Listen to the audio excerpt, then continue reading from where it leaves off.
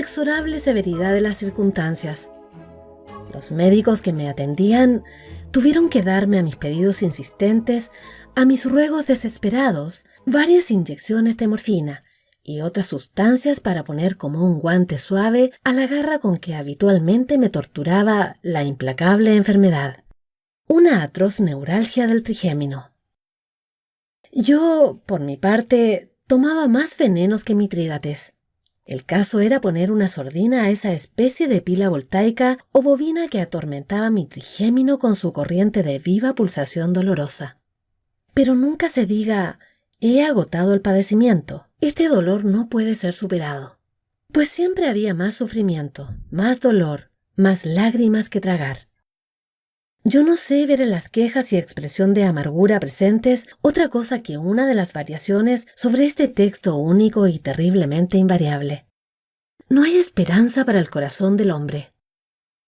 Me despedí de los médicos y llevaba la jeringa para inyecciones hipodérmicas, las píldoras de opio y todo el arsenal de mi farmacopea habitual. Monté a caballo como solía hacerlo para atravesar esos 20 kilómetros que separaban los pueblos que siempre solía recorrer. Frente mismo a ese cementerio abandonado y polvoriento que me sugería la idea de una muerte doble, la que había albergado y la de él mismo, que se caía y se transformaba en ruinas, ladrillo por ladrillo, terrón por terrón, me ocurrió la desgracia. Frente mismo a esa ruina me tocó la fatalidad. Lo mismo que a Jacob el ángel, que en las tinieblas le tocó el muslo y lo derrengó, no pudiendo vencerlo. La hemiplegia, la parálisis que hacía tiempo me amenazaba, me volteó del caballo. Luego que caí, este se puso a pastar un tiempo y al poco rato se alejó. Quedaba yo abandonado en esa ruta solitaria donde no pasaba un ser humano en muchos días a veces. Sin maldecir mi destino, porque se había gastado la maldición en mi boca y nada representaba ya, porque esa maldición habría sido en mí como las gracias que da la vida un ser constantemente agradecido por la prodigalidad con que lo mima una existencia abundante en dones. Como el suelo en que caí a un lado del camino era firme y podía permanecer mucho tiempo allí y poco me podía mover, me dediqué a cavar pacientemente con mis cortaplumas la tierra alrededor de mi cuerpo. La tarea resultó más bien fácil, porque el suelo era esponjoso. Poco a poco me fui enterrando en una especie de fosa que resultó un lecho algo más tolerable que la superficie dura. Me dediqué a tragar con entusiasmo y regularidad ejemplares píldora tras píldora de opio, y eso debe haber determinado el sueño que precedió a mi muerte. Era un extraño sueño vela y una muerte vida. El cuerpo tenía una pesadez mayor que la del plomo a ratos, porque en otros no lo sentía en absoluto, exceptuando la cabeza que conservaba su sensibilidad.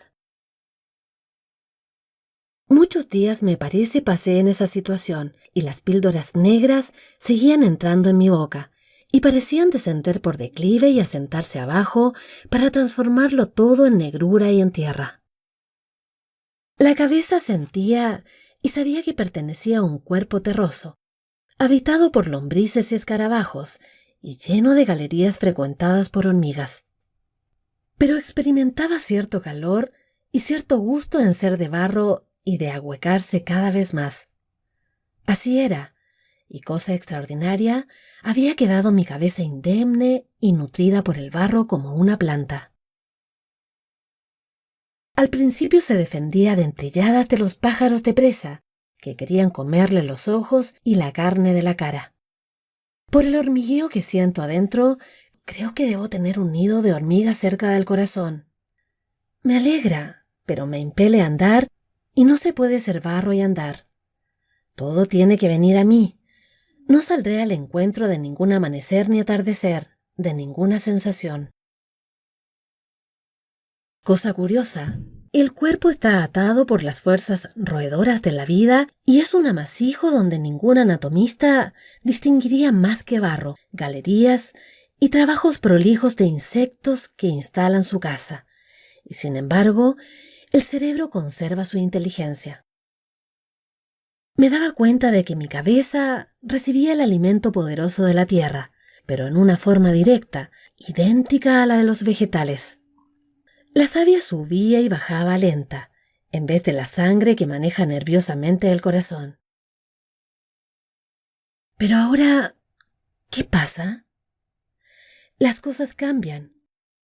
Mi cabeza estaba casi contenta de llegar a ser como un bulbo, una papa, un tubérculo. Y ahora está llena de temor. Teme que alguno de esos paleontólogos que se pasa la vida husmeando la muerte la descubra. O que esos historiadores políticos, que son los otros empresarios de pompas fúnebres que acuden después de la inhumación, echen de ver la vegetación de mi cabeza. Pero por suerte no me vieron. ¡Ah, qué tristeza! Ser casi como la tierra y tener todavía esperanzas de andar, de amar. Si me quiero mover, me encuentro como pegado, como solidarizado con la tierra. Me estoy difundiendo, voy a ser pronto un difunto. ¡Qué extraña planta es mi cabeza! Difícil será que dure su singularidad incógnita. Todo lo descubren los hombres, hasta una moneda de 2 centavos embarrada. Maquinalmente se inclinaba mi cabeza hacia el reloj de bolsillo que había puesto a mi lado cuando caí. La tapa que cerraba la máquina estaba abierta y una hilera de hormigas pequeñas entraba y salía. Hubiera querido limpiarlo y guardarlo, pero ¿en qué harapo de mi traje si todo mi cuerpo era casi tierra? Sentía que mi transición a vegetal no progresaba mucho porque un gran deseo de fumar me torturaba. Ideas absurdas me cruzaban la mente. Deseaba ser planta de tabaco para no tener la necesidad de fumar. El imperioso deseo de moverme iba cediendo al de estar firme y nutrido por una tierra rica y protectora. Por momentos me entretengo y miro con interés pasar las nubes. ¿Cuántas formas piensan adoptar antes de no ser llamas nunca más máscaras de vapor de agua? ¿Las agotarán todas? Las nubes divierten al que no puede hacer otra cosa que mirar el cielo, pero cuando repiten hasta el cansancio su intento de semejar formas de animales sin mayor éxito, me siento tan decepcionado que podría mirar impávido una reja de arado venir en derechura a mi cabeza. Voy a ser vegetal y no lo siento, porque los vegetales han descubierto ese privilegio de su vida, estática y egoísta. Su modo de cumplimiento y realización amorosos, por medio de telegramas de polen, no puede satisfacernos como nuestro amor carnal y apretado. Es cuestión de probar y veremos cómo son sus voluptuosidades. Pero no es fácil conformarse, y borraríamos con una goma lo que está escrito en el libro del destino, si ya no nos estuviera acaeciendo. ¿De qué manera odio ahora eso del árbol genealógico de las familias? Me recuerda demasiado mi trágica condición de regresión a un vegetal. No hago cuestión de dignidad ni de prerrogativas. La condición de vegetal es tan honrosa como la del animal, pero para ser lógico, ¿por qué no representar las ascendencias humanas con la cornamenta de un ciervo? Estaría más de acuerdo con la realidad y la animalidad de la cuestión. Solo en aquel desierto pasaban los días lentamente sobre mi pena y aburrimiento. Calculaba el tiempo que llevaba de entierro por el largo de mi barba. La notaba algo hinchada a su naturaleza córnea, igual a la de la uña y epidermis. Se esponjaba como en algunas fibras vegetales. Me consolaba pensando que hay árboles expresivos tanto como un animal o un ser humano. Yo me acuerdo haber visto un álamo, cuerda tendida del cielo a la tierra. Era un árbol con hojas y ramas cortas y muy alto, más que un plano de navío adornado.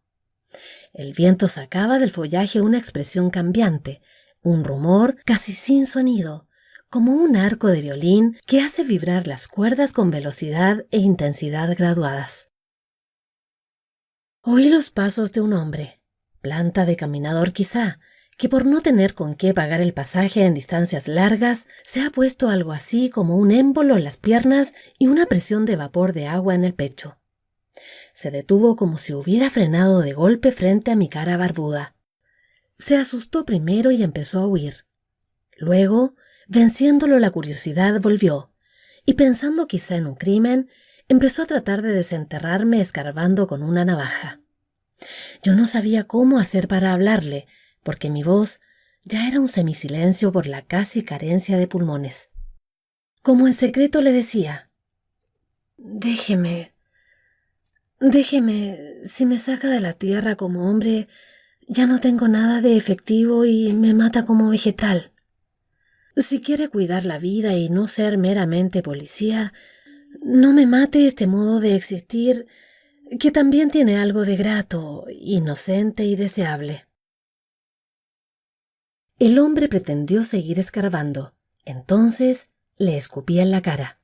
Se ofendió y me golpeó con el revés de la mano. Me pareció entonces que una oleada de sangre subía a mi cabeza y mis ojos coléricos desafiaban como los de un esgrimista enterrado, junto con su espada, pedana y punta hábil que busca herir. La expresión de buena persona desolada y servicial que puso el hombre me advirtió que no era de esa raza caballeresca y duelista. Pero en todo esto había algo que llegó a estremecerme, algo referente a mí mismo. Como es común en el momento de encolerizarnos, me subió el rubor a la cara. Habréis observado que sin espejo no podemos ver de esta última más que un costado de la nariz y una muy pequeña parte de la mejilla y labio correspondiente. Todo esto muy borroso y cerrando un ojo. Yo que había cerrado el izquierdo como para un duelo a pistola, pude ver en los planos confusos, por demasiada proximidad del lado derecho, en esa mejilla que en otro tiempo había fatigado tanto el dolor. Pude entrever, la ascensión de un rubor verde. ¿Sería la savia y la clorofila de las células petriféricas lo que prestaría un ilusorio aspecto verdoso? No sé, pero me parece que cada día soy menos hombre.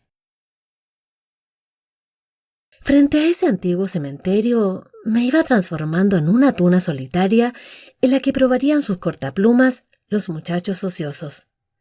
Yo con esas manazas enguantadas y carnosas que tienen las tunas, les palmaría las espaldas sudorosas y les tomaría con fruición su olor humano. ¿Su olor? Para entonces, ¿con qué? Si ya se me va aminorando la agudeza de todos los sentidos.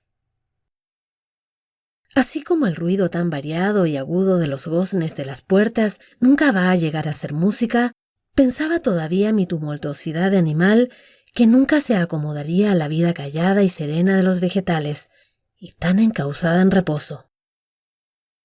Por mucho que se valore la actividad y el cambio, la libertad y traslación humanas, en la mayoría de los casos el hombre se mueve. Anda, va y viene en un calabozo filiforme, prolongado. El que tiene por horizonte las cuatro paredes bien sabidas y palpadas no difiere mucho del que recorre iguales rutas a diario, para cumplir ocupaciones siempre iguales en circunstancias no muy diferentes. Todo este fatigarse no vale lo que el beso mutuo y ni siquiera pactado entre el vegetal y el sol. Pero todo esto no es más que sofisma. Cada vez muero más como hombre y esa muerte me cubre de espinas y capas clorofiladas. Y ahora, frente al cementerio polvoriento, frente a la ruina anónima, la tuna a que pertenezco se disgrega cortado su tronco por un hachazo. Venga el polvo igualitario. ¿Neutro? No sé. Pero tendría que tener ganas el fermento que se ponga de nuevo a elaborar con materia ocosa como la mía, tan trabajada de decepciones y derrumbamientos.